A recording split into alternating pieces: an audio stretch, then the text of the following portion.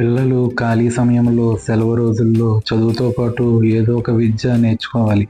Music, dance, singing, painting, drawing, dubbing, anchoring course, yoga, karate, ఇలా మీకు ఏది ఇంట్రెస్ట్ ఉంటే రైటింగ్ స్కిల్స్, ఇలా ఏది ఇంట్రెస్ట్ ఉంటే అది మీరు నేర్చుకోవడం ద్వారా మీకు తర్వాత జీవితకాలంలో మీరు ఒత్తిడికి గురైనప్పుడు ఆ ఇన్స్ట్రుమెంటు మీకు అలవాటు ఉంటే ఆ ఇన్స్ట్రుమెంటు ప్లే చేసుకోవచ్చు.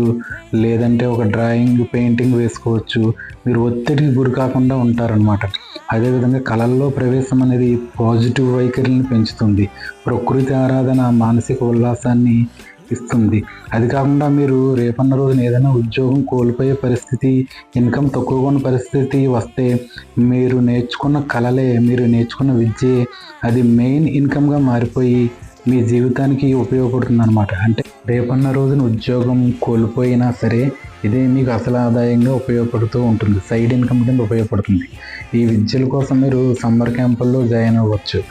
సేవా సంస్థలు కొన్ని ఉచితంగా నేర్పిస్తూ ఉంటాయి. సమ్మర్ క్యాంపులు అంటే ఏ పడతాయి కాదు, డబ్బులు కొన్ని కడుతూ ఉంటారు. అలాంటివి కొన్ని నిజమో అబద్ధం అనేది చూసుకోవాలి. కొన్ని మెయిన్ శాస్త్రీయబద్ధంగా ఉండే సమ్మర్ క్యాంపులు ఉంటాయి. అలాంటి వాటిలో మాత్రమే చేర్పించాలి. అదేవిధంగా స్కేటింగ్ నేర్చుకోవచ్చు. ఇంకా చాలా విద్యలు ఉన్నాయి. కంప్యూటర్ నేర్చుకోవచ్చు. ఆ సెలవులో చాలా నేర్చుకోవచ్చు. ఇలా వీటి ద్వారా మీకు తర్వాత మీరు కాలేజీ చదువుతో పాటు మీరు సైడ్ ఇన్కమ్ కింద ఉపయోగపడుతూ ఉంటుందన్నమాట.